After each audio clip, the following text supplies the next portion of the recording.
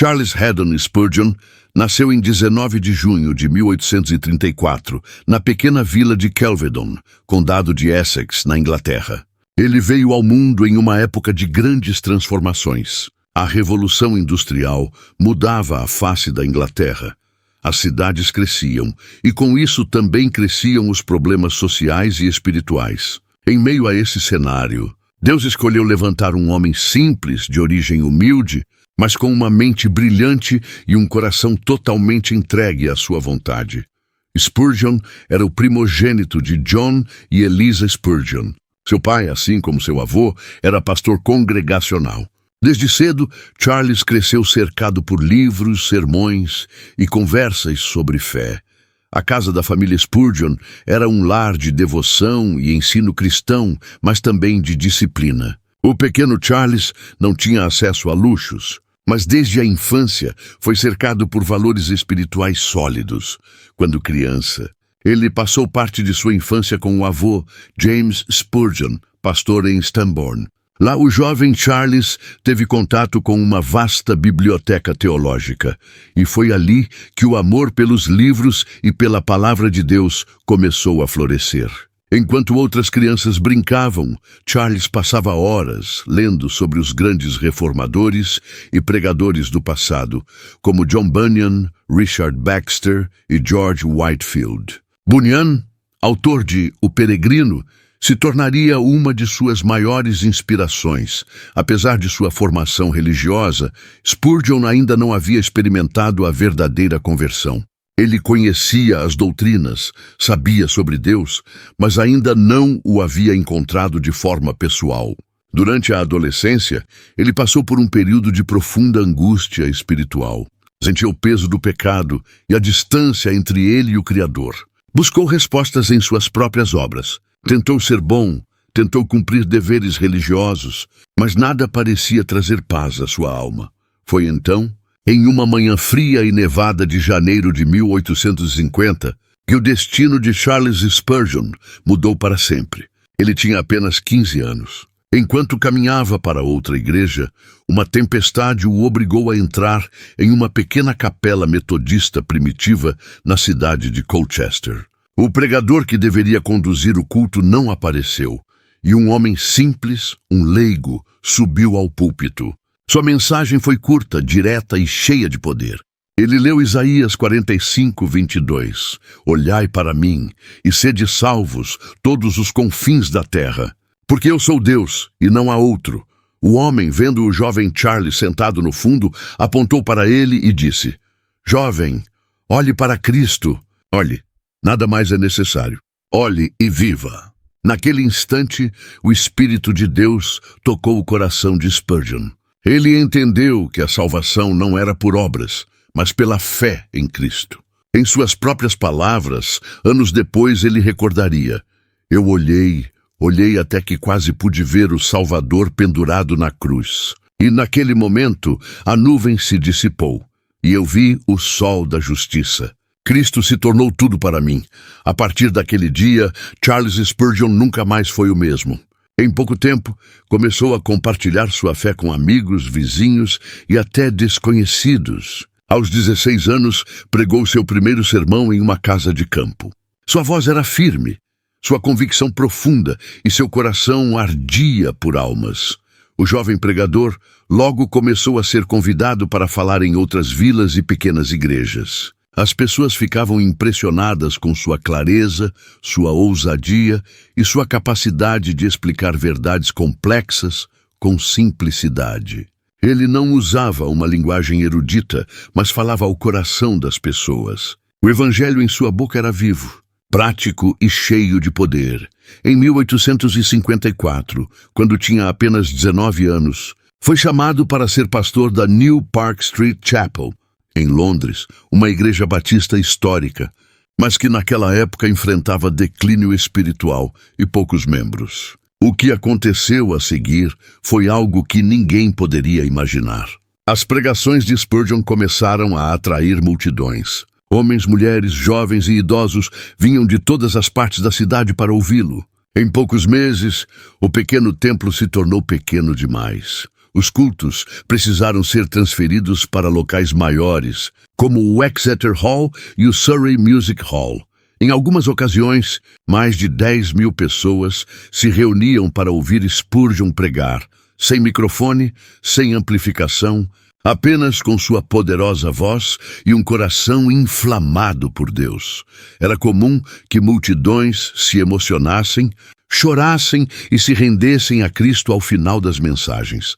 A imprensa londrina passou a chamá-lo de o jovem maravilha do Evangelho e, mais tarde, o príncipe dos pregadores. Mas com a fama vieram também as críticas. Muitos líderes religiosos da época o acusavam de ser sensacionalista, de usar um estilo emocional demais e até de ser orgulhoso. Spurgeon, porém, permaneceu firme. Ele sabia que havia sido chamado por Deus e não pelos homens.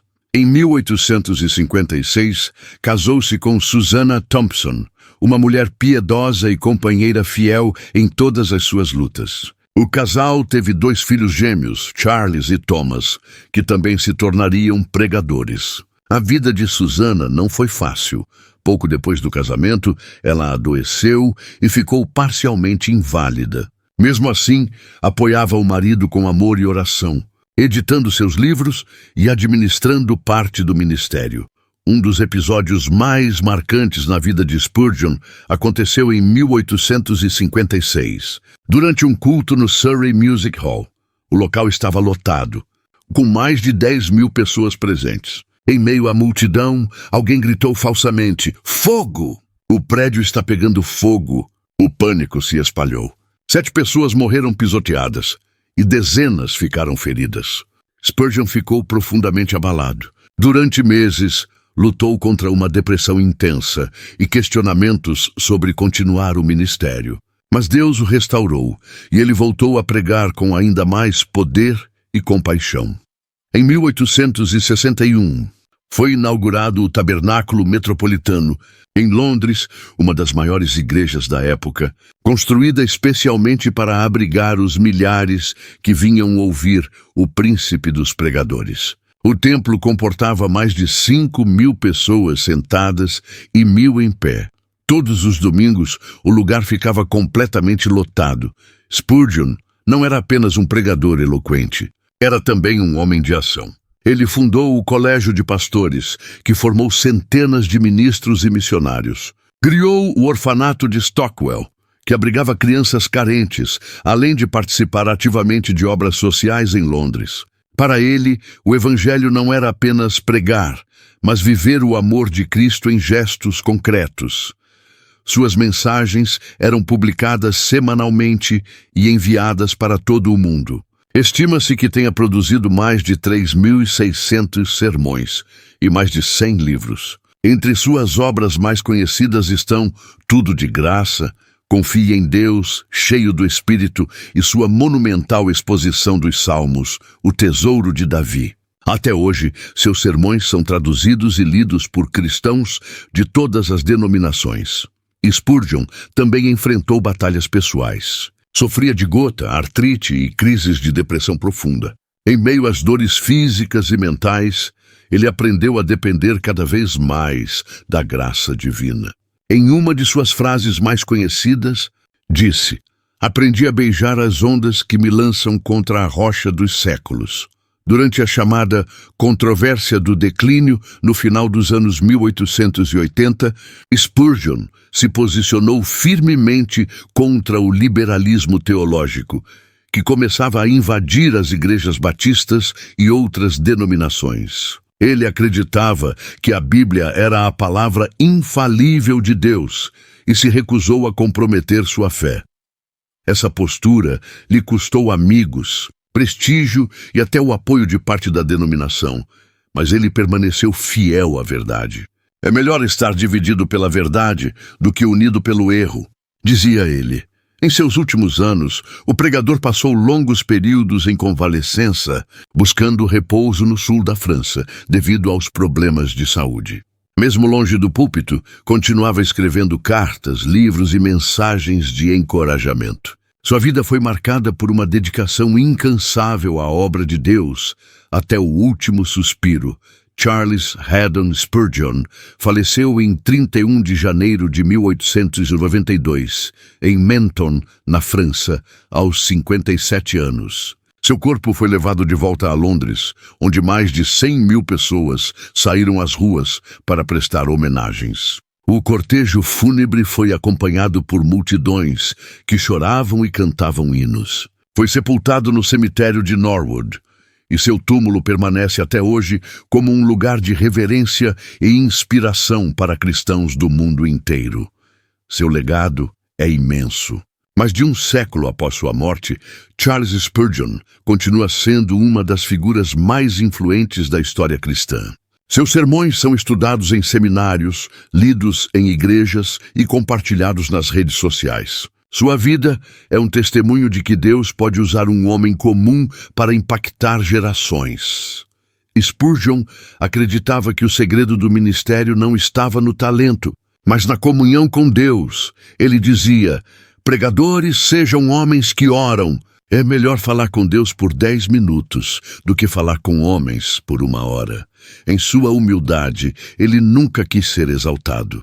Rejeitava títulos e aplausos, mas a própria história o coroou como o príncipe dos pregadores, não por sua eloquência, mas pela profundidade de sua entrega. Charles Haddon Spurgeon foi, e continua sendo, um lembrete vivo de que o Evangelho é poder de Deus para transformar vidas. Um homem que começou como um jovem simples em uma capela desconhecida e terminou sua jornada como uma das vozes mais poderosas do cristianismo. E, se hoje você ouve falar do príncipe dos pregadores, lembre-se, ele mesmo disse que não queria ser lembrado por seu nome, mas por aquele que ele pregou.